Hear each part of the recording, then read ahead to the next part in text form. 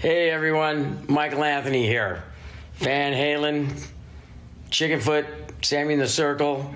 But anyway, you're listening to the only podcast that is dedicated to breaking down the entire Van Halen catalog one track at a time. And the podcast will rock. Ow! Hello, baby!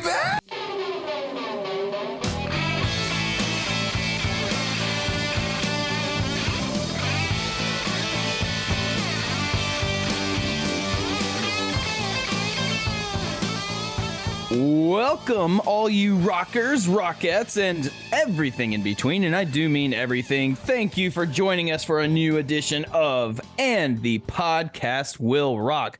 Welcome back to you frequenters, and if you're just joining us for the first time, we are the show that dives into the catalog and discography of one of the greatest rock and roll bands of all time, Van Halen, and we do it one track at a time.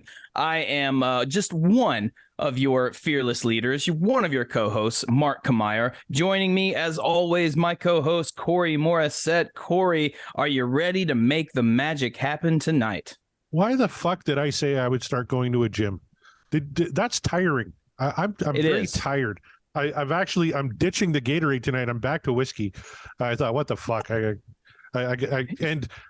I showed people in our Patreon group today, I've been editing Old Time Dancing for the last 2 days straight. We got this great one-man band. His name is Len, and he plays keyboards and accordion at the same time while singing. I don't even think Mark could handle that. And he plays all your favorite country standards, but holy God, am I ready for some Van Halen tonight? You're saying you don't want the one-man band. You're ready for some Van Halen, but hey, here's great. My question.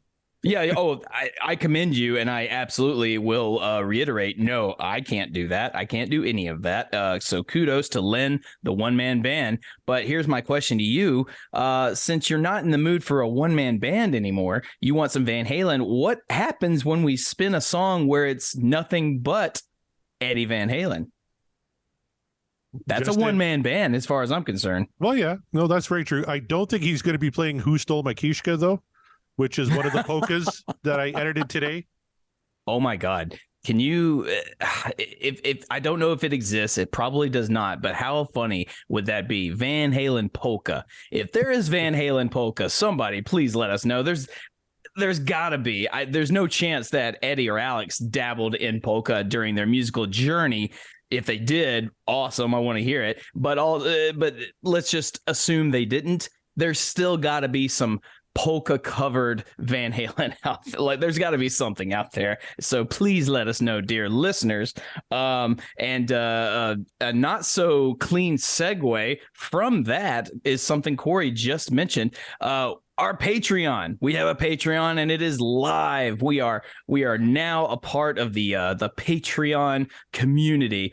You guys said you wanted more from us. You want to hear us ramble more about a band and the like, even though we're not experts. We're simple, humble fans. You want to hear more from it? We heard you and you got it. So now we have a Patreon. So please check out the Patreon, and the podcast will rock. We have some amazing tiers for you guys. I think many of you will find pretty, I would say, well within your budget and awesomely fun. What would you say, Corey? Any way we can tempt them to come on over to the dark side of Patreon if they haven't already? I tell you what, just seek out our friends like Per Loneker and Scott Monroe and Kevin Brown, who all signed up for the Patreon. Kevin, who's lurking as we are recording this here tonight. He's watching along. That's one of the perks. So he's going to get to know the wheel selection and hear the song before anybody on Friday. Hey, Kev, he said it was a no-brainer. And so let's all be more like Kevin. Kevin is a Tom Petty fan. He's a Queen fan. He loves craft beer. They don't get any better than Kevin. No, none whatsoever. So be like Kevin. We like Kevin. Join the Patreon and let us know what you want us to do, what you want us to talk about, and what you want us to spin. That's right. You get on Patreon, there's more than just one wheel. We'll have so many wheels, but you got to let us know and you got to sign up for it. you'll be ahead of the curve if you do that, just like Kevin. And speaking of good people that we really appreciate and we enjoy having them around, we enjoy having our guests around tonight. A very special guest, not a first timer. He's coming back to the show, not to talk about Judas Priest this time, but he's going to talk about some more Van Halen. We love that. Please welcome back to the show, George Solano. George, welcome back, dude. Well, it's a pleasure. Thank you so much for having me on once again. I love your show, and I'm listening weekly as usual. You guys are always doing a great job. And the fact that I get to be a part of it once again, that's awesome. Yeah. I'm ready to chill with a couple cool cats, talk about some Van Halen. And hey, where do we go from here? Oh, I think I know. Yeah, I think Corey, I think you know too. Yes. Corey, would you be so kind as to click that link I sent? Oh, there's a link. How to kill all mosquitoes in the area, and that's right. How to kill all. I mean, it's very important to kill mosquitoes. It opened up in the Podcast Will Rock YouTube page, not my own. Look, I live in the South. Okay, mosquitoes are no joke over here when it gets hot. So yeah, let's kill the hell out of those mosquitoes. All right, are you ready? Maybe. A special from our friend George. Here we go. Let's move it over here so that I wonder if I can get it so Kevin can see.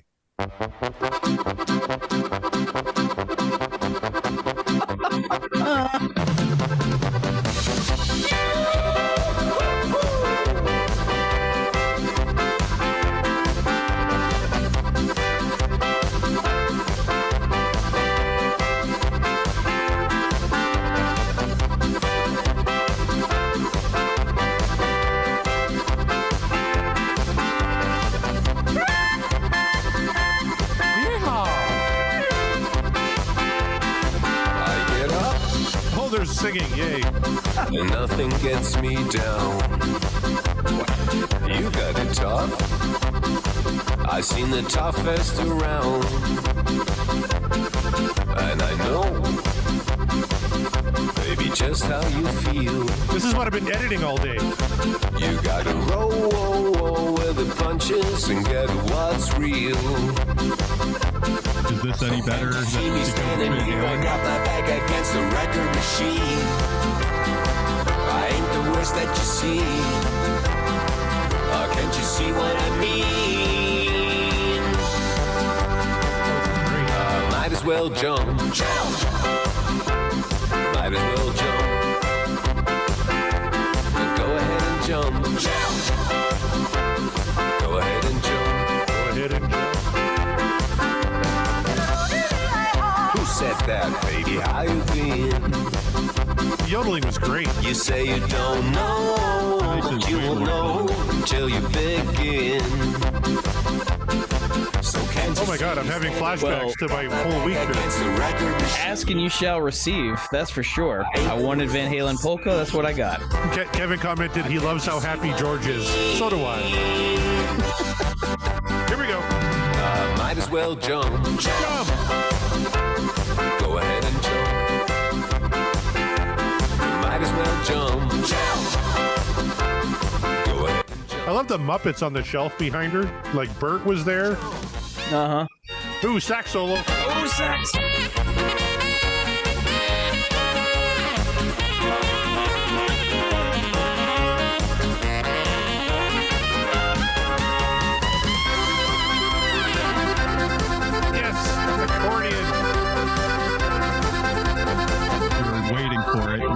Whole song to hear some accordion, Corey.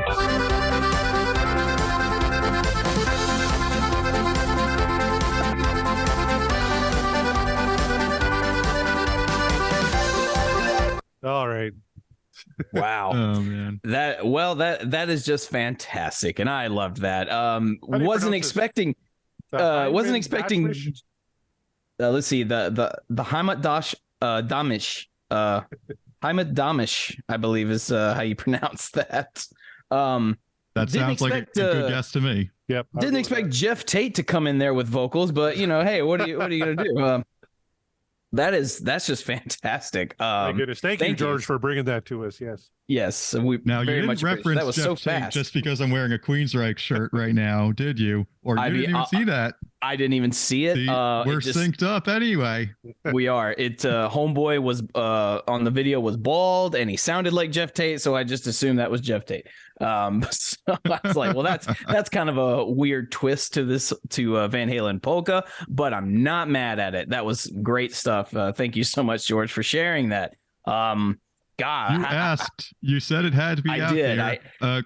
It didn't take long for YouTube to deliver the goods. exactly, and you get that one. No charge for that. That's just free, good quality entertainment, and we appreciate it. So, how do we even? Where do we go from there at this point? Corey, you got any Van Halen newsworthy other than Van Halen polka, of course? Anything else going on that you want to share with the class? You know what? I've been at the gym and working all day, so I haven't really had a chance to look, to be honest with you. I know Well, that it's they cool. had all on the Van Halen news desk. One of the things I haven't got to yet, but there's a big interview with Michael Anthony from Trunk Nation. It's posted there in its entirety.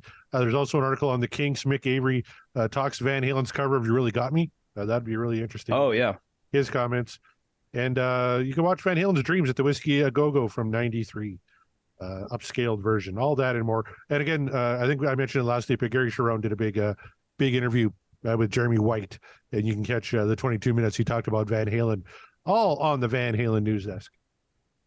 And do all that. Check out Van Halen News Desk. You know, that's where we get most of our current events in terms of Van Halen from those guys. And we're very appreciative about what they do over there. And yeah, be sure to show some support. How about that? Hopefully in that Gary interview, he doesn't mention a podcast that he believes talk shit about him, because we try not to, and we always apologize. Hey, even if we do. don't talk about the bogus Otis boys like that. Come on. No, I would never. Yeah, I they're would nice never. guys. Yeah, They are nice guys. We like those guys. We'll have them on the show again at some point. well, and I didn't have a chance to talk to you, Mark, but they're planning a little three-way action with us and the DLR guys. Heyo. Maybe another collaboration in the future with those guys. Ooh. Well then, stay tuned, listeners. That might just be in the not too distant future. That's right. But now, all right. So yeah, as Corey said, tune into Van Halen News Desk if you want to check out what's going on in current events of Van Halen. So for now, let's move on over to the Rockin' Poll and read out some tweets. So things are going to be done a little bit differently this time, you guys. You know, we try to accommodate for all the tweets. However, you guys tweet a lot, so we had to sort of consolidate. And if you want your tweets for sure read on the show, then join the Patreon. We got a Patreon tier for that. And you will absolutely, if you join the tier, look it up, it'll make sure you get a guaranteed spot, and we will guarantee that we will read out your tweets. So that being said, let's go ahead and go there. Last week, we discussed Can't Get This Stuff No More from the Best of Van Halen Volume 1, an album very near and dear to my heart personally.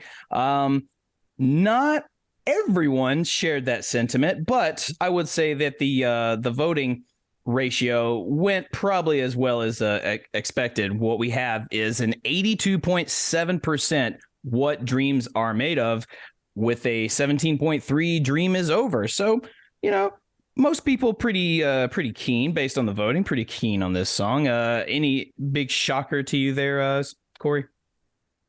Maybe a little. I think initially I always thought this was kind of the ugly stepsister to Miwai's Magic.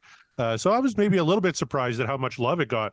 But I dug the song, so I was pretty happy to see almost 83% What Dreams Are Made Of. But like you said, a couple of vocal dissenters, and they had good points too. Certainly not my favorite Van Halen track from that album. It's a greatest hit, so obviously I enjoy most of them. But I've certainly heard worse, and we certainly got worse on the Best of Both Worlds compilation. Oh, ain't that the truth? Let's see. George, while I have you here, man, I'll just ask you straight up. Do you have any thoughts on Can't Get This Stuff No More? Did you vote, or do you want to elaborate? Sir. Yeah. Sure. Yeah. Now, I give it a thumbs up. It's not like a super strong thumbs up. It's not in my top Van Halen tracks category. It's got a chill groove to it, and the solo really cooks. I think the ending part really kind of drags a little bit, and they could have maybe chopped some of that. But overall, like, it's towards the positive. It's a thumbs up for me. That sounds about right. That's kind of where I remember being when we discussed the track, and I might have a little bit more of the nostalgia of it because of it being on this particular album, and that was my gateway into more Van Halen-ness. So yeah, I totally understand that. All right. So then let's go over to what everybody else was saying. We're going to start with our buddy and our fellow sort of honorary Podcast Will Rock panelist, as well as a new patron. So he absolutely gets to have his manifesto of tweets read on the show from our dear friend Scott Monroe. We appreciate you. Thank you so much, Scott. I'm saying that now just in case this manifesto leaves me irritated. But nah, I'm just kidding. I'm just kidding. But he did write a lot, so let's get to it. And he even prefaced it, warning, manifesto inbound. So here we go. The upshot is this track is #what dreams are made of for me, mainly because of the back half with Eddie's killer solo and David Lee Roth's more energetic final chorus and more cowbell. Ha! You knew somebody was going to bring up the cowbell. I knew it because it just had me laughing. He goes on to say, much like Mark and Brett, the Best Of album got tons of repeat listens in my youth. And like Mark, that's me, I had similar feelings to this track. I always felt it started too slow and was the weakest of the three new songs. I'd usually skip it in favor of the other two. Also, like Mark, I'm not as harsh on it now that I'm older. The intro is serene as Eddie noodles towards the main riff, and when it does kick into high gear, yowza, what a groove. He actually did write yowza, and I appreciate that. I don't mind David Lee Roth's lower register vocals, though. I prefer them on Me Wise Magic. That said, it's fine, and the lyrics are clever and well-crafted. Having the Mikey harmonies louder in the chorus would have really elevated it and contrasted nicely with David's deep delivery, though. 1,000% agree with that. The talk box section is where my ears really perk up. It's a cool, new, and yet retro sound for them, and I dig it. And the dirty rhythm underneath it all by Alex and Mikey comes to the forefront. So good. Here's where David Lee Roth ramps up, too. As the solo ends, we get a classic woo that harkens back to youthful high energy at David as he goes higher and more intense on the final chorus. Everything going on here was worth the wait. I, too, could do without most of the minute-long meandering outro, but the cowbell is indeed great. I'm here for it. I've got a fever, and the only prescription is more Alex Van Halen. Amen. Truly, you can't get this stuff no more. What dreams are made of yet again. Thank you for that, Scott. That's good. And you know what? I commend you because you do exactly what we ask for on this show when we put up these polls. Usually we ask people if they're not so hot on a particular track, at least tell us why. Don't tweet us with this song sucks and then that's it. Like, okay, that's it, that's all you got, cool. Scott, on the other hand, is this song is great and I'll tell you why in 7 tweets. But that's good. I like a good analysis. So yes, and there you are. I found myself agreeing with every point except one. I wasn't a big fan of the talk box. That's about the only thing I kind of wavered from Scott on. Otherwise, everything else I totally agreed on. But our next tweet, I figure we'll hop back and forth there. I'm going to steal this bit from Seaside Pod Review. Both hosts now read the tweet. So I'm stealing something from you, Kevin, and I'm reading your tweet as I do it. This is from our good friend Kevin Brown, who says, not for me. Very, very average all the way through, other than Al's drums. And I do love Al's drums on that track. Also, should have been called Up for Breakfast Part 1. Ouch. Ooh. Because, quote, steak and potatoes, a feather in a bucket, a slice at a time like a pizza pie. Eesh. # this dreamer's over. So he's not a fan of the lyrics. I kind of was. I love David Lee Roth metaphors for food and the palm trees. I think we settled on that it was he was talking about. But there's a dissenting vote. He found it very average, and I can see his point, even if I don't quite agree with it. But there's a thumbs down from Mr. Kevin Brown. Wow, and you can do worse with food metaphors. I mean, the song "Cherry Pie" is out there. Yeah. That one's so the bad batter that and she licked the beater. Amen. even the vocalist of Warrant to this day hates the fact that he wrote that song because he knows it's awful. He knows it's bad. Well, the label said we don't have a single, so he took 15 minutes and wrote "Cherry Pie," and it became their single. Came their single, and that is what they are now forever known for writing. And I mean, that's probably not the greatest legacy you want to leave behind in a band like that. But what do you do, right? What do you do? Uncle Tom's Cabin is still a banger track, though. That one's good. But there you go. Let's talk about a band that has way more bangers. Van Halen. Yes, sir. What other comments you got? Well, going over to our friends, Sean Geek and Fast Fret podcast, also patrons. Dave had a lot to prove when they did the 2 songs for the reunion that didn't happen of the greatest hits package. He worked his butt off, and it shows. Great song, great work put in by everyone. The quality of this song and Me Wise Magic was commiserate with the disappointment. Sorry, there were 2 tweets. Commiserate with the disappointment the reunion didn't actually happen at that time. Look how good this could have been, we all thought. All too bad. Dave sounded much better here. Do you agree with that statement? Yeah, Dave did have a lot to prove when the reunion didn't happen, right? This is supposed to be the big triumphant return of Van Halen, right? And then he went up on stage at the MTV Video Music Awards and made an ass of himself. So but it kind of proved that that old magic was still there. I know Kevin disagrees, but Me Wise Magic to me was a classic newer sounding Van Halen sound that still harkened back to Women and Children First, one of their harder albums, right? So he did have a lot to prove, and they largely succeeded. And then of course we went from that to the 2004 tour with Sammy, and things kind of fell off the tracks from there. Fell off the deep end, yeah. It's just the phrase that stays with me there is Dave had a lot to prove, and it's really hilarious. It's hilarious to think about that because it's David Lee Roth. Well, think about his career at that time, right? Yeah, around that time. Very true. Yeah, it's just on the surface hearing that statement is like, Dave, what in the world did Dave have to prove? And then you have to no. In context, you have to think about this and this and this and okay, but like on the surface, Dave had a lot to prove. It was like, wow, what a statement. His popularity was waning at that time, right? Like A Little Ain't Enough, I don't think sold. It certainly didn't sell like Skyscraper or Eat 'Em and Smile did. So no. So there it is. And I'll let's see, just a couple more here, just because I thought it was funny. This one especially, mainly because I get a shout out from Michael Green, our buddy Michael Green, the Van Halen 3 enthusiast, says, "Yeah, I dig it, but how did Mark pick this over Me Wise Magic? I'll never understand. Hashtag what dreams are made of. Hashtag Van Halen 3 for life. Hashtag apologies to Gary." There's a lot about me, Michael, you will probably never understand, just like I will never understand your deep, devoted love to the album Van Halen 3. Kudos to you. More props, whatever makes you, whatever makes you happy, but oy vey. That is my only retort to that. So I'm glad you read his. I'm glad you read his because if you weren't going to, I was going to. I want to read out our good buddy Rava Flav. Yeah, who said Eddie's lead post voice box is great.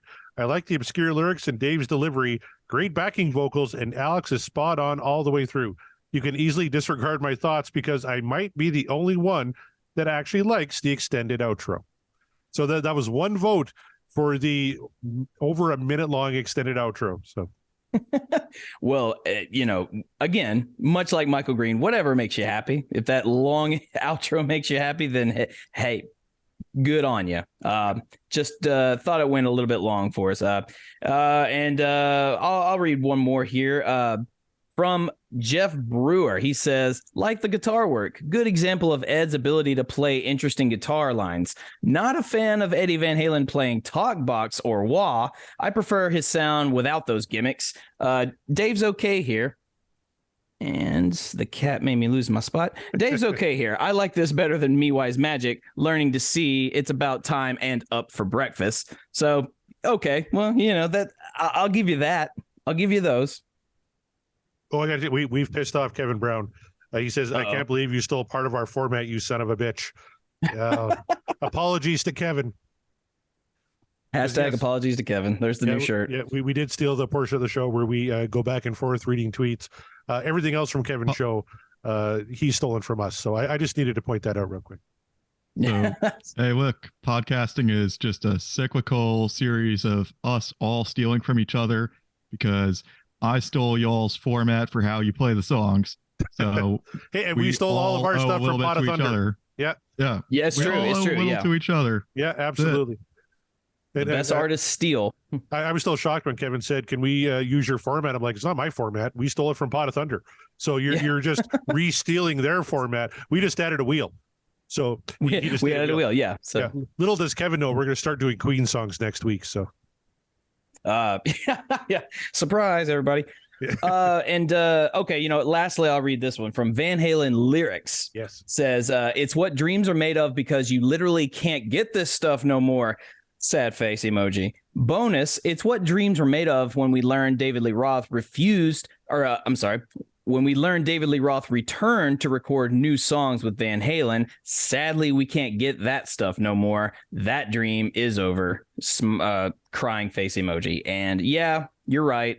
But honestly, though, at this point, would you really want to? Like, would you want to? Because I know because Dave is off doing his own thing, trying to, I guess, let's say, revitalize old Van Halen tunes and kind of re-record them, bring a new energy to it. And we don't know what the frankly, fuck he's doing. yeah, frankly, that energy is not working for me. So so I ask you, is it sad that we can't get that stuff no more? I don't know. I'm inclined to think not really, but in terms of having Eddie around, yes, very sad. So there you go. There's some tweets from the poll last week. Thank you everyone for submitting them. And if you, like I said, if you really want to get your tweet for sure read on the show, go over to our Patreon, subscribe, become one of the tier members, and you'll get that and all sorts of goodies. We're going to give you as much goodies as you want within our capabilities. So That's there you allowed by have it. law, and more coming. We're Yes. talking about maybe resurrecting a couple of old shows that Mark and I did and making them Mhm. Patreon exclusives, and we got a whole bunch of good stuff maybe in the pipeline. So get in on the ground floor. There might even be some Get on Kevin the- Brown designed exclusive Patreon merch. Ooh, there you go. So people love and thank you for that. If you haven't checked out our merch store or haven't checked it out in a while, you should really get on over there at podcastwillrock.com. We have it on there. It's on our TeePublic store. Check out all that merch. Our friend Kevin Brown has done some incredible designs for us. Absolutely. And they are hilarious and they are awesome and very much sort of you had to be there or you had to listen to it. Very, very inside joke based. So if you listen to the show and you're wearing our shirts, only you'll know. Like you'll know, and everyone else will be like, "What's that all about?" And all you got to do is tell them, "Check out and the podcast will rock." Right, and Extreme and Mammoth are touring, right? So wear your podcast will rock Whoa. gear on tour so that Extreme fans and Mammoth fans could go, "What the fuck is that? That sounds terrible." Everyone wear your apologies to Gary shirts, please, because At he Extreme shows, eventually, yes. yeah, he'll see them and he'll go, "What the hell is that?" And he's like, "Oh, you don't know?" and then he needs the either support. Yeah. I mean that or all hell will break loose after that. Either way, I'm kind of here for it because I just want to know. I just goal- want to know what happened. Oh, my dream is to get Gary Sharon to record. You're listening to and the podcast will rock for some reason. These guys are a bunch of dickheads, and then we segue into "Hello, baby" in the intro of the show. Is he on Cameo? If he's not, someone tell him to get a cameo. We That's can right. make that happen. Good stuff. All right. Moving forward, you guys, it's time to get into the meat of the show, why we all come here. But before we spin that wheel, we do our second favorite thing, and that is, say it with me, take a shot, manifestations. That's right. We manifest the song that we want to hear tonight. So, George, hey, you're our guest tonight. You've returned. You've been aching. You've been waiting. You've been chomping at the bits. Yep. I just assume to talk about some Van Halen. So, what Van Halen track, or maybe a Van Halen era, do you want to manifest for tonight's show? I don't know. We're not going to let them pussy out like they do on Seaside Pod Review. You got to name a track. Kevin does that with Randy all the time. Just pick an era, I can't do it? pick an album. You think George I can't name a track? George, name 5 songs. Okay, fine. Name 5 songs. That'll be the next shirt. Name 5 songs. Yeah. Okay, so I guess my manifest destiny tonight is to get a Sammy track. All right. And we know that I fell victim to the Deep Dive Podcasters curse and spun a Van Halen 3 on my first time here. Yeah, you did. And I was on a live show when we did I'm the One. So I got a Dave, I got a Gary, I got to complete the trifecta. And if we somehow spin another Van Halen 3 song tonight, then I got to warn you, I may or may not get a phone call for a family emergency and find out that some relative I don't know passed away. I understand that. That's the only editing we'll do, is that we had George at the beginning of the show and then all of a sudden we didn't. If we spin Van Halen 3. Yeah. We won't even address it too. We won't be like, George was with us, but he's gone. No, we'll just carry on with the show. Like, it's like, was he ever there? Like, I don't know. Yeah. Van Halen 3 curse. Oh, you said I got to name a track. Well, I want to Sammy. Yes. Let's do something fun. Let's do Get Up. Oh, good one. That's a fun one. Yes. 5150. I'm down for it. Yes. Absolutely. Now, you are. We should mention we have a Manifestations channel on our Patreon Discord. So I asked the patrons, what do they want to hear? Kevin Brown this weekend. And first of all, what the fuck took you so long, Kevin? He finally picked up on vinyl a copy of Rocks by Aerosmith and Women and Children First. So welcome to the fold, brother. And what took you so long? Those are 2 musts when you're starting any vinyl collection. Absolute classic albums front to back. But he wants to hear a little Women and Children First. How about a little Cradle Rockin' is what he wants to hear. So when I first read that, I was thinking he was talking about And the Cradle Will Rock. And I was like, or he is talking about it. He is talking about that. Rock, but what do you think he was talking about? That's my mistake. I had thought we had already spun that. That was the problem. I was going to be like, you dumb bastard, we've already done. But then I realized, like, wait, no, we haven't. It's because you hear it every week. It's part of the intro. Yeah. No, it is. I mean, it's our namesake, you know? Yeah. So no, he's not a dumb bastard. I'm a dumb bastard because I thought we spun it. No, that's a great manifestation. It is. Scott Monroe had a good one too. He wants to hear a Sammy track. How about When It's Love? When It's Love. If there was ever just a primo Sammy ballad, that's the one. Would not be mad about it, as you guys probably would have guessed. So there you are. All right. Well, Corey, your turn. What you're in the mood for some Van Halen, as long as it's not a one-man bander. What do you want to hear tonight? Well, you know what? Because George is here, and we all love George, and he's trying to manifest a Sammy track. I'm also going to manifest a Sammy track, and I want something with a little dirty groove to it. I want a little Black and Blue from OU812. Black and Blue. That's what I'd love to hear tonight. Well, you're all wrong because we are. Well, you're half wrong. You're all half wrong because we are. I believe it in my bones. We are going to spin a Sammy track. However, it's not going to be any one of those. We're spinning Pound Cake tonight. That's what we're spinning. You think you know so? why? Because that's what I really want to hear. That's why. It probably won't happen, but it's fun to imagine I have such power, and I'm calling my shot. Calling it. It happened for Corey 3 times. Surely by the end of this show, I'll have one. You're running out of opportunities for Van Halen manifestations. We have 49 songs left on the wheel, and we've been trying to get Pound Cake for a while. We have, yeah. Well, to be fair, we've been trying to get a track from the Fuck album, another track from the Fuck album for a while, and it has not been in the cards. But I don't know.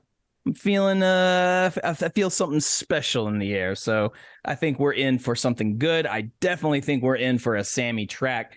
Could be either one of ours or it could be none of them. But I think Sammy is coming up. So with that being said, George is ready. He's got his manifestation powers going strong. I know Corey is. So if Sammy's in the back and he's ready to go, what do you say we spin that wheel? Here we go!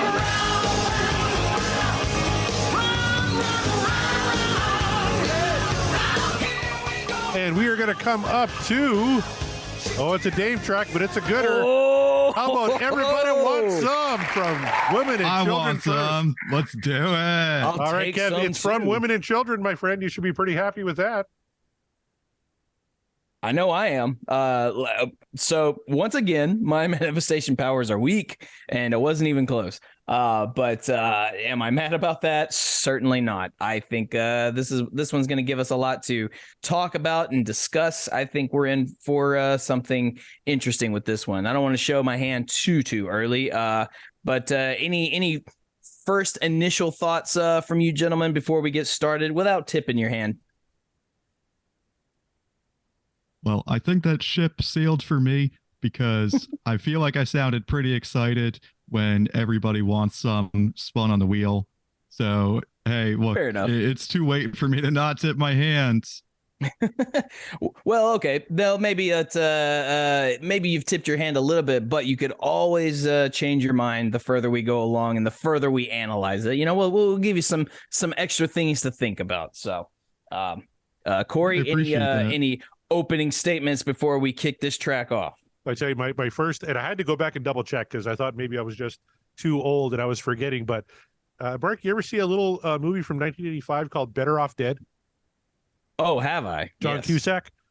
Yes, indeed. Correct me if I'm wrong, but isn't there a claymation part of that movie where like a hamburger or a cheeseburger is singing this song?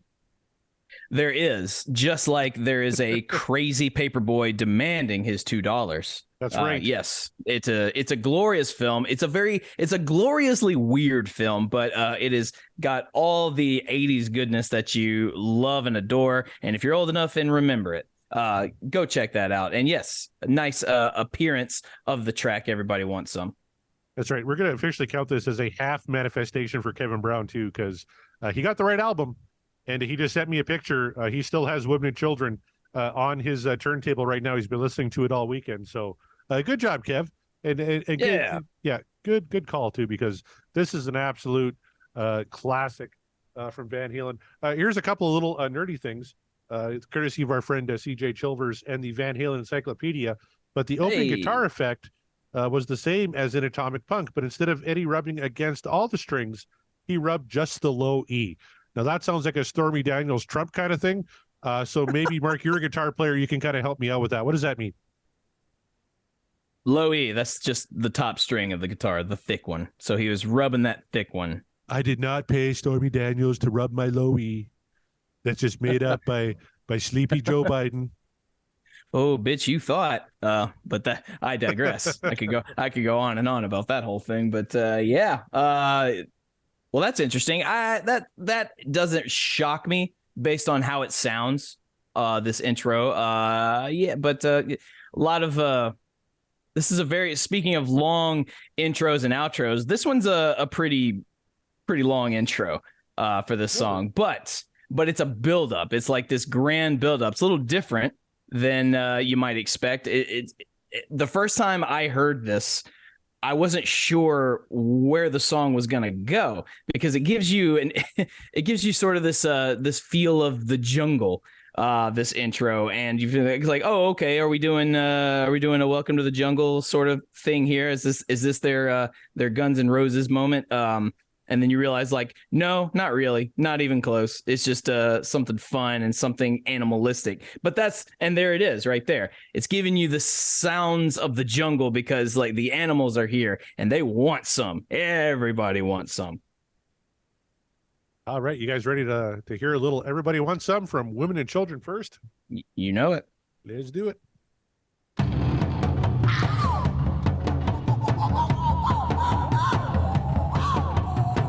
Great monkey.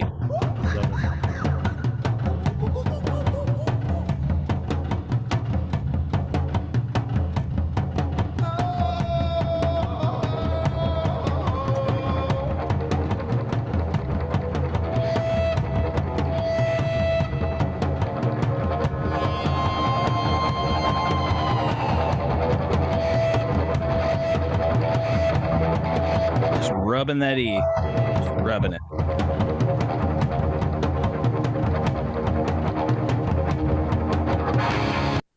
before we get too deep into it, according to CJ Chilvers again, Van Halen Encyclopedia, the drum vocal interlude was completely ad-libbed.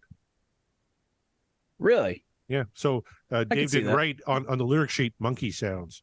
Make sure you lead off with the monkey sound. It's like pretend you're some primates in the jungle during this part. It's like, no, just I don't know, do what you want. And Tarzan it made yell. it, Yeah. Tarzan yell, of course, is like, I mean, look, Dave, he looks like a guy who would fancy himself a Tarzan. I tell you, this album can wasn't hear- real. Sorry, go ahead, George. I can hear why you compared this to Welcome in the Jungle. You got a very tribal-ish beat and the whole vibe. It's very wild feeling right off the bat. Yeah. Yes. Animalistic. But I tell you, Kevin Brown wanted "And the Cradle Will Rock" for his manifestation. This was the B-side to that A-side. So way back in the day, if you bought the A-side "And the Cradle Will Rock," this was the B-side to that. So I'll give him three-quarters of a manifestation now for. Yeah, there you go. Yeah. You get kind of credit, sort of. Yeah.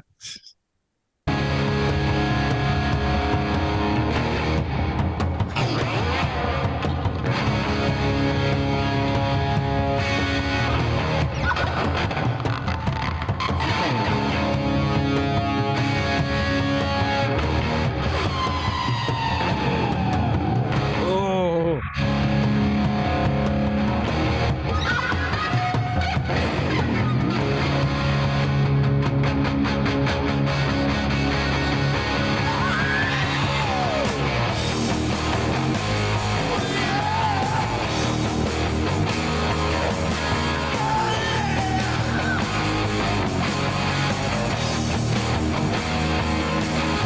You can't get romantic on a subway line. Conductor don't like it, says you're wasting your time. But everybody wants some. I want some too. Everybody wants some. It's very important that when you are willing to when you're ready to get down, when you're in the mood and you're in a public place, it's important to note that you're in a public place. So maybe it's not wise to just have it out right there, just in a public setting, like, a subway train when it's full of people, especially if the conductor's looking at you. So Yeah. I applaud Dave for pointing that out. It's like, look, the conductor's like, don't do it. You're wasting your time. Don't do that here. But But why are they wasting their everybody time, wants though? some. Yeah. I mean, well, we don't know that yet. I just assume that you're wasting your time because like maybe she's just not that into you. I don't know. Yeah, maybe. the conductor's like, come on, dude, she's way out of your league. Yeah, like, and it's sad if the conductor of the subway is noticing, like, bro, Yeah. bro, If you guys want to don't fuck, do it. that's fine. It happens on the subway all the time, but this chick, way out of your league. You're wasting your time. Yeah, it's like, make sure it's consensual, and I don't think it is on her part. So just move on. You just got to move on, bro. It goes so against what you would expect David Lee Roth to tell you. You Yeah. can't get romantic on a subway line. When do you ever hear Dave discouraging you from getting romantic? Ever? Exactly.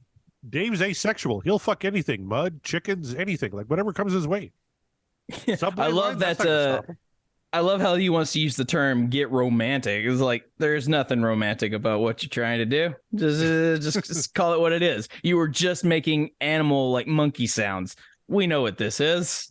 But don't call everybody it wants romantic. some, Mark. Yeah, everybody wants Well, I some. That's the want some problem. too. Yeah. But I mean, everybody needs some, and I get it. But time and a place. Is time that and his a pickup place, line? But and- baby, everybody wants some. Come on, I want some too. Baby, how about you? How about you? And she's just like, not today, not with you. Dave's a little desperate in this song. I don't know if I like it. He's just like, he's in a mood. I've rode a lot of New York City subways. There's no possible amount of flowers, candles, and wine that could ever make a subway romantic. No, and I'll that's take what I'm your word saying. for Like, it. the, yeah, we got Yeah, nothing like that's- that up here, but I'll take your word for it. I've seen movies. I've seen They're I've seen accurate. movies enough to know is like, ooh, yeah. I mean, I've ridden the subway in New York once, and there's nothing romantic about it. My goodness. All right, let's keep going. Baby, how about you?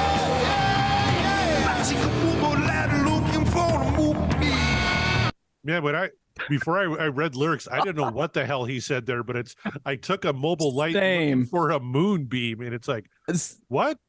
Exactly this. I'm so glad you said it first because like I was literally about to say that, but also I took a mobile light and looking for a moonbeam. It's like, what the fuck are you talking about, dude? First of all, like mobile why light? Is that a flashlight? What? It's like I'm assuming so. He took a flashlight looking for a moonbeam.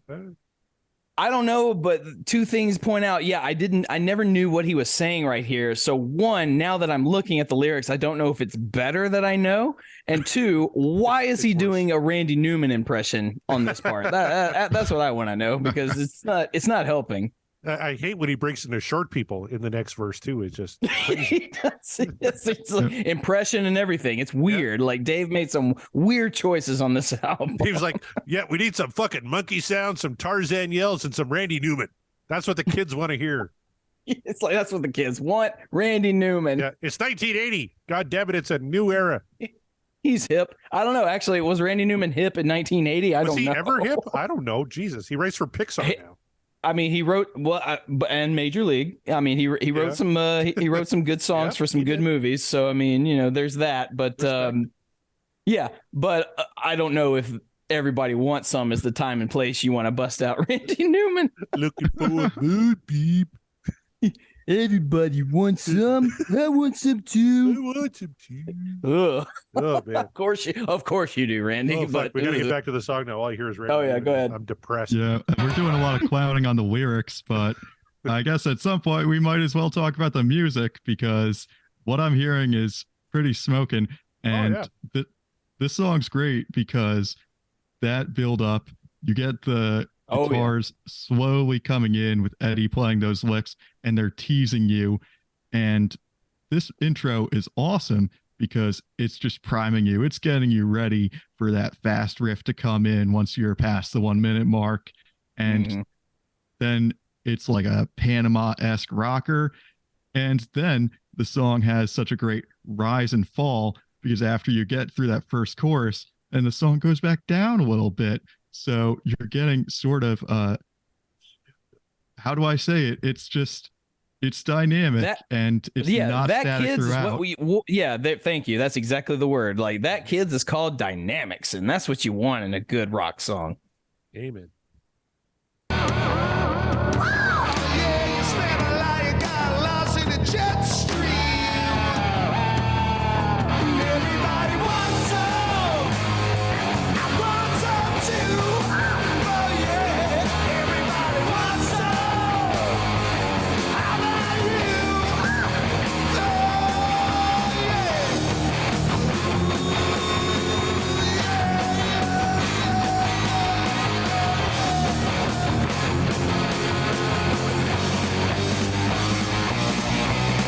Before we get into the guitar solo, I just want to point out how great the production on these albums is. Like Ted Templeman. Yes. What a producer. And I was listening to some old Pot of Thunders and they were spinning songs from like the first couple of Kiss albums and they sound like fucking garbage. Like, I don't know what the hell the production team is thinking on those records because they just sound terrible. But here we go, late 70s, early 80s, and these things sound immaculate. It helps when you have... Oh, go ahead. I was just going to say, I guess it helps when you have a producer in the studio that really understands the sound of the band that they're recording. Probably, I mean, I would assume for this album, Ted probably had a lot of input because he just knew how to bring out Van Halen's sound to the fullest, in my opinion anyway. Like every time we hear good mixing and good production quality in a Van Halen record, most of the time, correct me if I'm wrong, Templeman's behind it. 9 times out of 10, yeah. The only other one that we kind of single out is Balance. Bruce Frederick. Right. Yeah. Which isn't bad, but I mean, like, I don't know. There's something about the Templeman method just worked. But go ahead, George. And you can't beat the bass tone on this album. Yes. It all sounds great.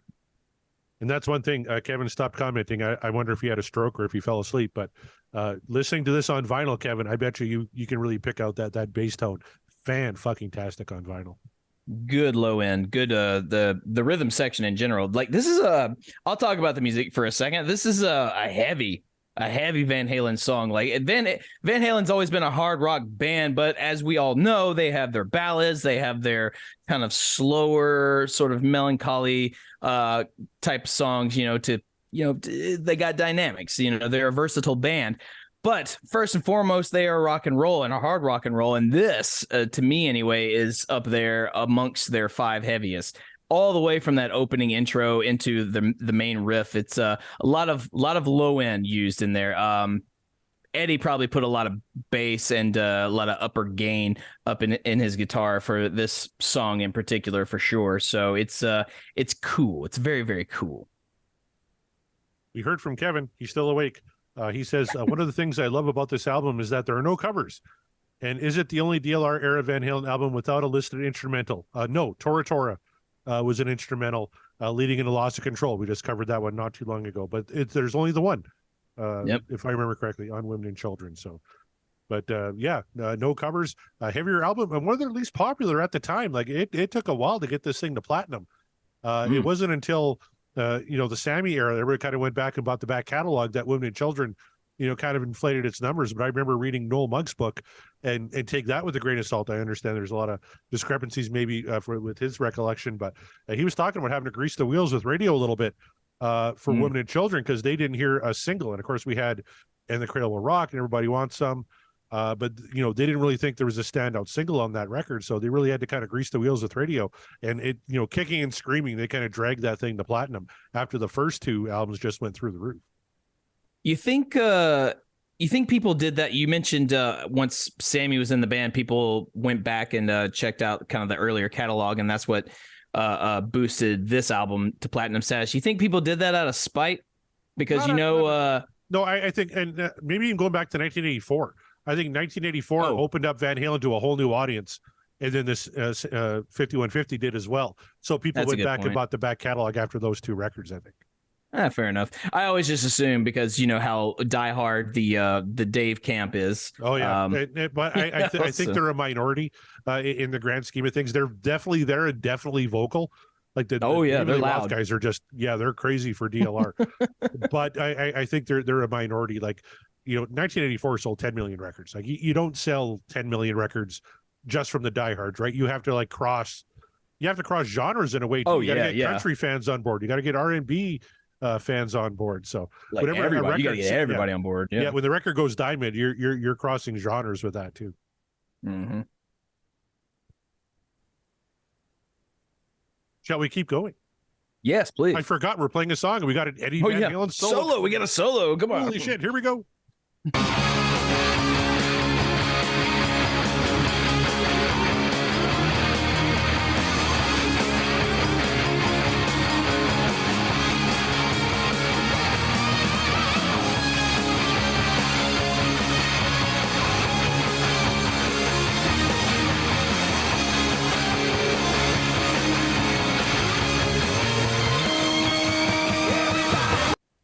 Now we talk about Eddie playing a solo to fit the song.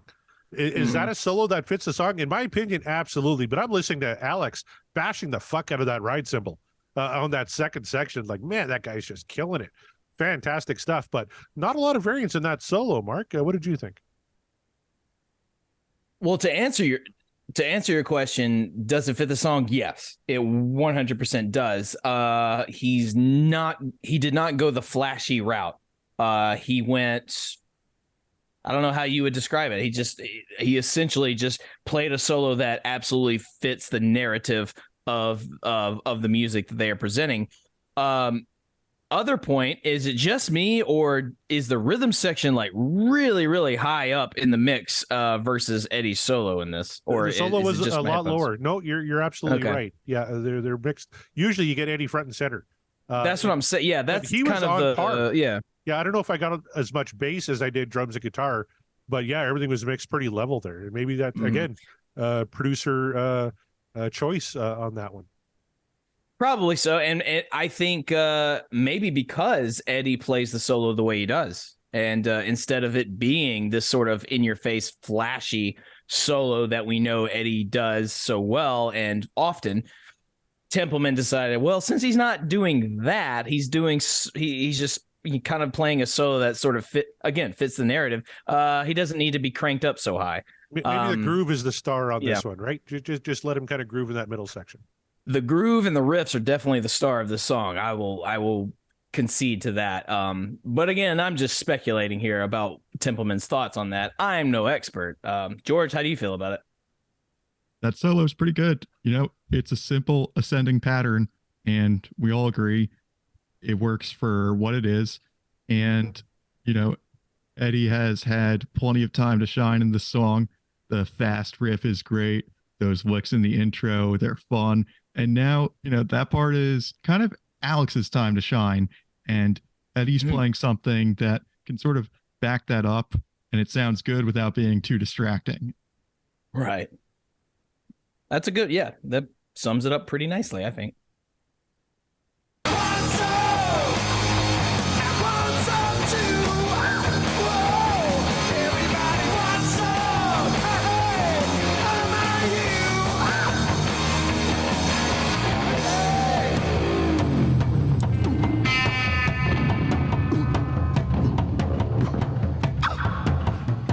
I love on the lyrics site we're watching or checking out here.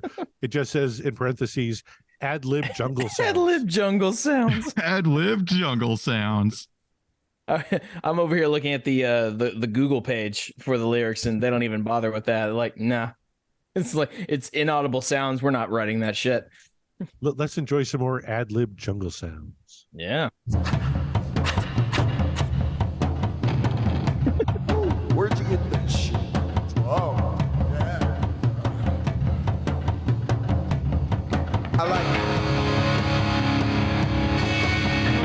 I like the way the line runs up the back of the stockings.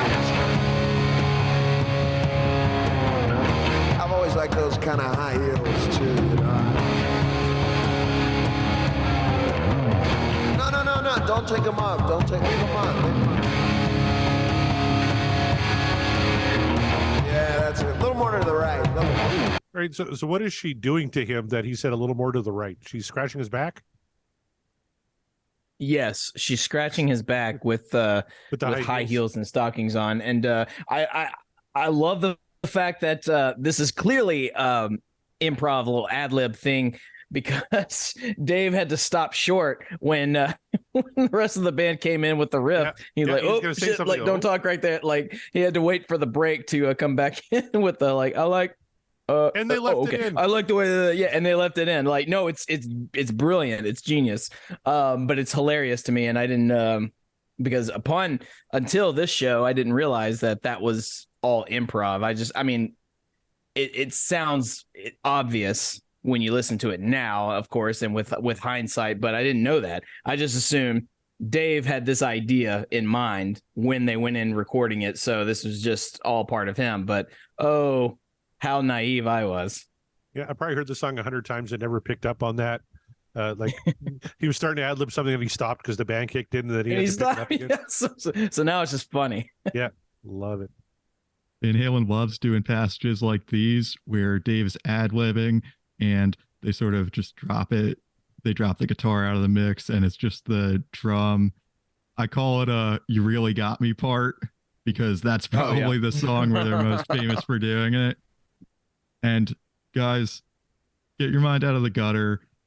She's not doing anything perverted or giving it. She's not giving Dave a back scratch. She's trying to hang up a painting, and he's telling her a little more to the right. And she's wearing high heels because, you know, it's high up. She's got to reach it. He's just commenting on him like, hey, I always like those high heels. Like, I love it. And who doesn't like a nice pair of heels? Yeah. If you're a man, though, you can't wear them in Tennessee anymore. Ugh, no, you can't. And oh boy, that's another show. If you guys want to tune into the thoughts on that, we'll make a tier on Patreon. Coming up on Rantings of a Maniac. We're gonna bring that back. Yeah. I like. Oh my god. That'll be a long episode. Let me tell you, because boy, do I have to rant about this dumbass state. Well, I tell you, George, Kevin Brown disagrees with it. He says if DLR is breathing, he's being perverted. It's the default setting. It is. I got to agree with Kevin on that one. Yeah, I think it is the default setting. Whenever you get your David Lee Roth, the default setting is disgusting pervert. Not in this song. He's telling you not to get romantic on the That's subway. right. Well, no, he wanted to. The conductor is telling him. Don't He waste wanted your time. the conductor's like, nah, dude, it ain't happening for you. All right, let's keep her rocking.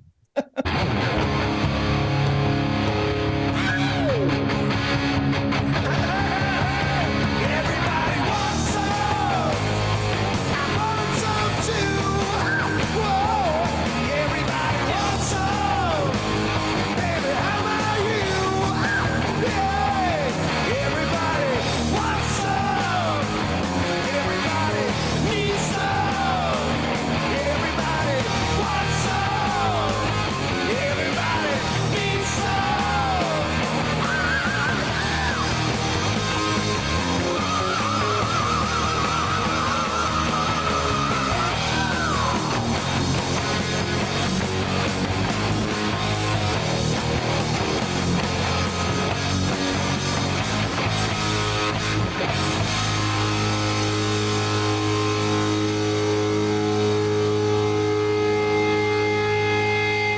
Look, I'll pay you for it. What the fuck? I love it. In a song where he's begging for sex at the very end, he goes, "Look, I'll pay you for it." What the fuck?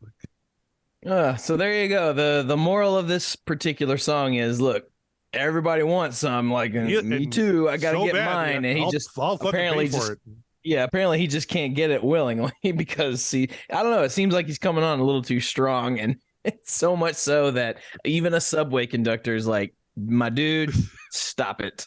He even Just sounded stop like it. he just had blue balls. Right? Like, fuck, I'll even pay you for it. Like, come on, Jesus. Maybe that was the original title of the song, Blue Balls. And then maybe Templeman said, can you workshop that title maybe? You know, it's before 1980. Dave got even more pathetic, Mikey was doing some cool shit on the bass there on that outro. Yeah, he was. Love it when Mikey gets to shine, even if it's just for a moment. But you know, we're big proponents of Michael Anthony getting his just due. So good stuff. There you go. That is Everybody Wants Some from Women and Children First. A popular song. You've heard it as Corey mentioned from Better Off Dead, and not to mention things like Joe Dirt, Zombieland. I believe it was featured in Zombieland. Richard Linklater even named one of his recent or more recent movies after the title of it. Is it good? It's a movie. That's what I'll say about it. But it's called Everybody Wants Some. Yeah, and it's a spiritual sequel to. The name escapes me. I just covered it. A spiritual sequel to Dazed and Confused. Yeah, I know a lot of people like to think that. But there you go. Anyway, yeah, I'm just going by what he said. I haven't seen it. Yeah, see the movie for yourself, I guess, and make that judgment call. I, for one, did not, I didn't see that particular, but I digress. Anyway, so there we go, you guys. We've done it. We've another one in the books. Not one we manifested, but pretty close. Pretty good. Yeah, very close track. Kevin Brown was the closest, so I guess he gets credit for it. But now we discuss the most important thing, and that is whether we think this song is what dreams are made of, or is the dream over? Did it not live up to the standard that it set back in 1980? Does the song hold up whatsoever? George, you are our guest. You know how this works. Did Everybody Want Some? Would you say that it is what dreams are made of, or is the dream over for you for this one? As is traditional for the visiting team, you're letting me bat first, and I appreciate that. So here we go.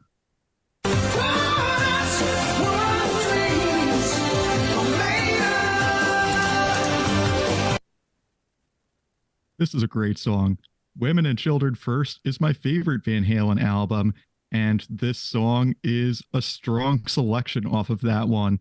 And what I love about this song is that every band member has a chance to shine. And we've been talking about this the whole time. Like, Anthony sounds good. Alex sounds good. Eddie's doing some fun stuff in there. And before Dave solicited this woman at the end, he was on fire with those screams. And this is a nice track it's definitely what dreams are made of for me. Well said. Well said indeed. There you have it. Corey, not the Sammy track you were hoping for, but a good Dave track, probably. But how do you feel about The Godfather, the legend. All right, enough of that. You got to pay me the proper respect. I got to play my theme before I vote. That's yes, of course. Yeah. I've forgotten. But all right. With all respect, Corey, my co-host of the show, do you think that Everybody Wants Some lives up to the hype after all this time, and it's what dreams are made of, or does the desperation of David Lee Roth just turn you off entirely and the dream is just completely over for you?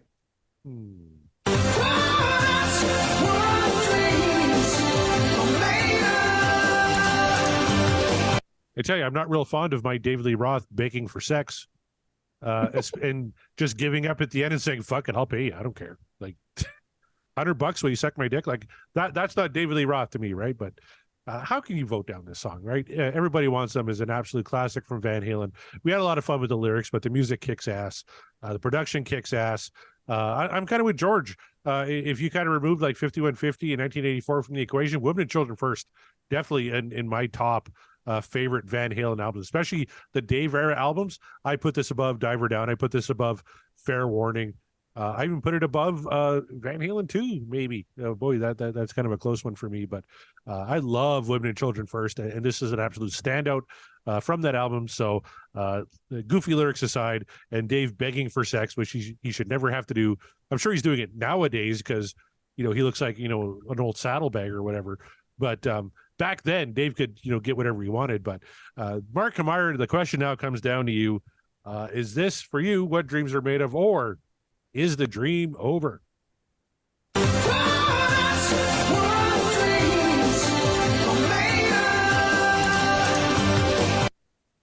It's a no-brainer. This song, as I mentioned earlier, is one of Van Halen's heaviest, I believe, and it's just a straight banger all the way through. No pun intended, based on the content of the song. It is much unlike Dave in this particular track. It is a banger. His character is not, unfortunately, but no, this is one of those songs that I think should be a go-to when you want to think about Van Halen's hard rock catalog. The songs, the music that makes them be definitive as Van Halen. It's kind of it's heavy, it makes you feel good because there's like those riffs they just don't quit. I dare say it's kind of that party rock atmosphere a little bit on this song that people love. I mean, of course it is. It's what people love about Van Halen, especially if you're a big lover of the Dave era. Then I think this one should at least be in your top 10 of good songs. And Women and Children First, as I reiterate what both of you said, this song or this album is really like a big standout. And the more we kind of go into it, the more we discuss the tracks on it and kind of remind ourselves, no, this song was on this album. Hey, this song is on this album. It's like, okay, yeah, this album bangs like so much harder than other albums we've discussed. As you say, it's better. I think it absolutely trumps Diver Down. Probably, I don't know that it would necessarily beat Van Halen 2 for me, but I understand I understand the sentiment on that one for you there, Corey. But this is a great album. This is a great track. So there's really not a whole lot else to say about it. I mean, this is just, to me, one of many examples that is quintessential Van Halen. There you go.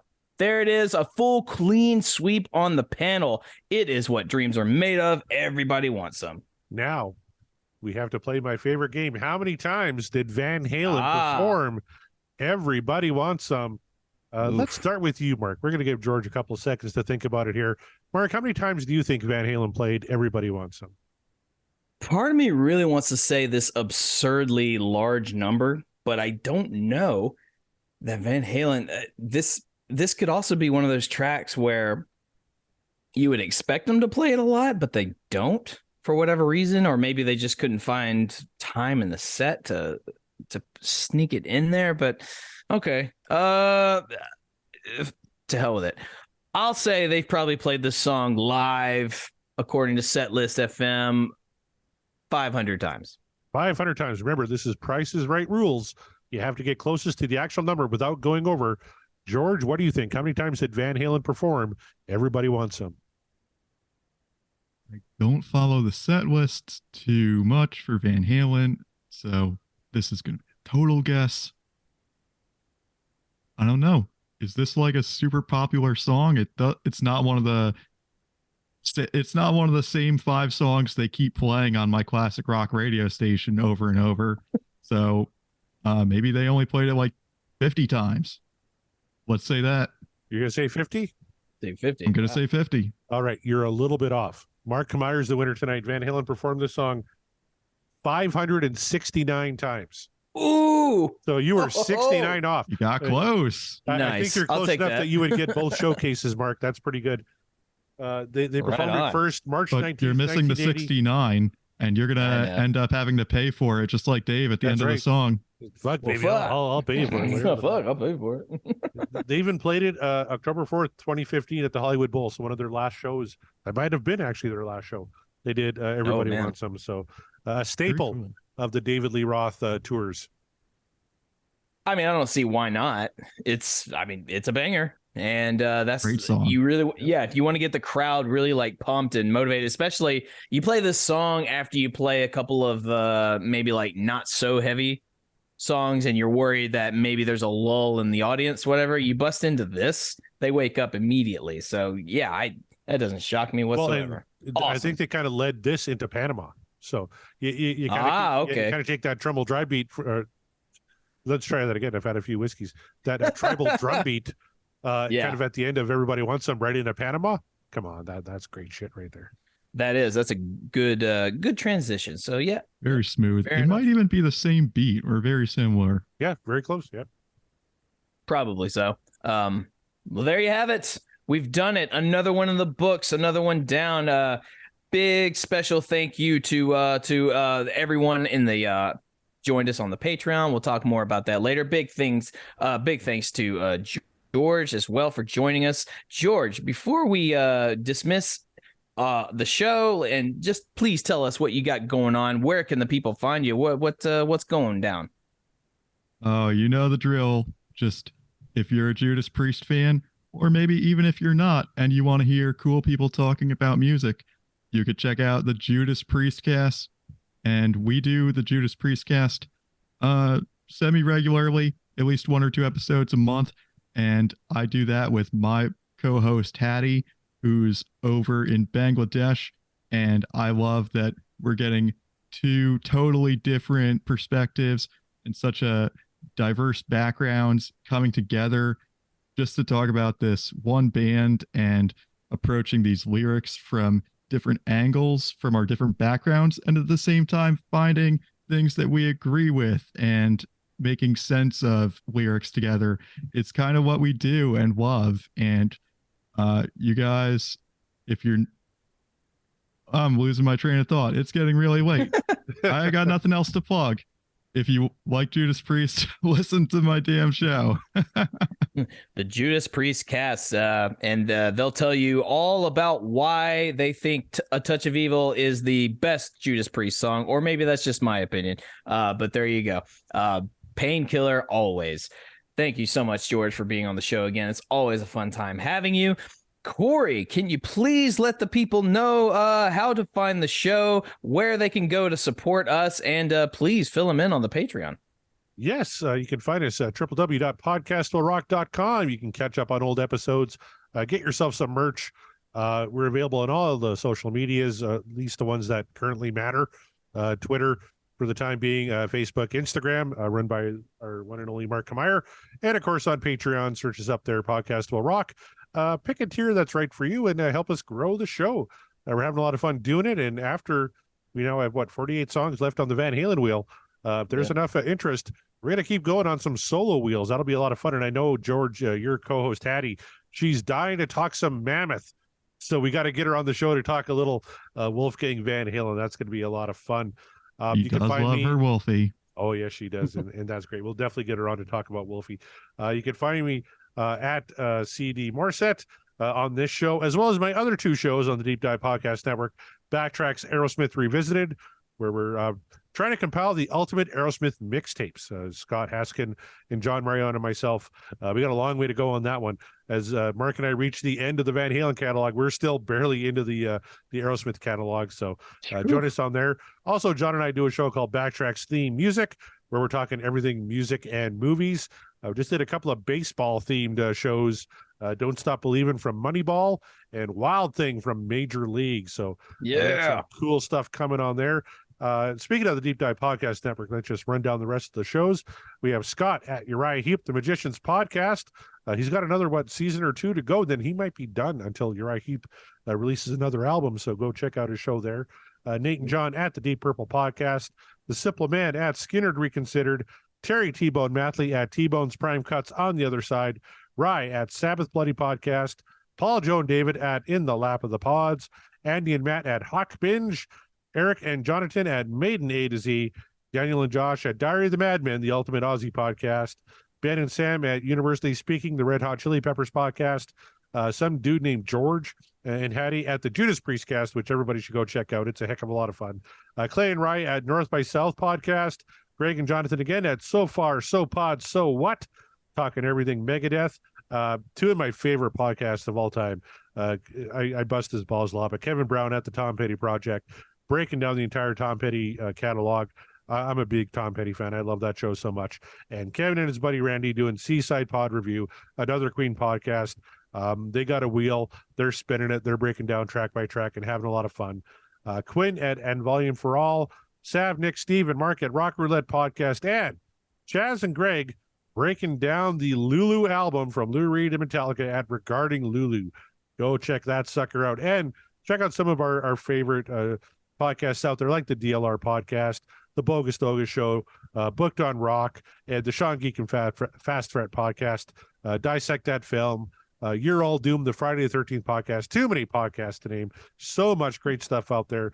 Go support it all whenever you can. Woo.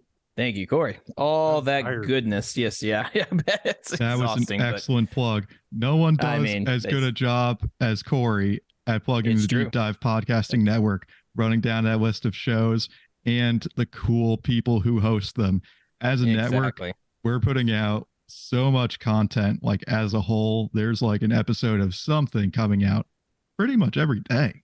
That's right. If there's a band, a rock band of yesteryear or like semi relevancy today, chances are the Deep Dive Podcasting Network has got you covered on that. After, at least do us a favor, do Corey a favor after he made that huge rundown. Go check some of those out and tell him that And the Podcast Will Rock sent you.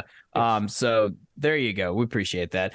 You can find me at Mark the Bat on Instagram and Twitter. And a brief plug, if I may. If you are in the Nashville, Tennessee area, you guys know I've talked about it before, and I'll say it again. I take part in these musical tribute nights pretty regularly in the Nashville area. Me and a cavalcade of other musicians. We do a lot of things, usually metal related, 80s new wave. We've done all emo. We've done all sorts of stuff. Well, the next show coming up, April 22nd, if you are in the Nashville, Tennessee area, the legendary venue, the Exit Inn, it is not closing. In fact, it is going to reopen. That's right. New management, same old venue. It's reopening. It's coming back, and we're going to kick off the comeback right with a show dedicated. It's called Pop Rocks. And what that means is it's pop music that has gone the way of rock and metal. So if you ever wondered what, I don't know, Rihanna or Taylor Swift or things like that, like pop stars, you ever wonder what they sound like in metal form? We've got you. We are dedicating the whole night as a metal tribute to the pop songs. You can hear me do an actual Taylor Swift song, and I can't stand Taylor Swift music, but I do love metal. So for me, you get to hear a rendition that ordinarily you'd never hear. So if you want to hear me do a Taylor Swift song, which you'll never hear ever again, be sure to show up at the Exit Inn April 22nd in Nashville, Tennessee for the Pop Rock Show. Me, myself, my wonderful lady, and just like I say, a cavalcade of Nashville's best musicians putting on this show together. $20, 18 and up. It's going to be a fun show, April 22nd, and I'll discuss that more later as the sooner we get to the show. But it's all for charity, so do what you can, support. Make sure it's for a good cause. That's the only reason why I would ever get on stage and do a Taylor Swift song. So on behalf of Corey and our guest George and all of you out there, our lovely patrons, thank you so much for being part of this. We are, and the podcast will rock, and we will rock you later.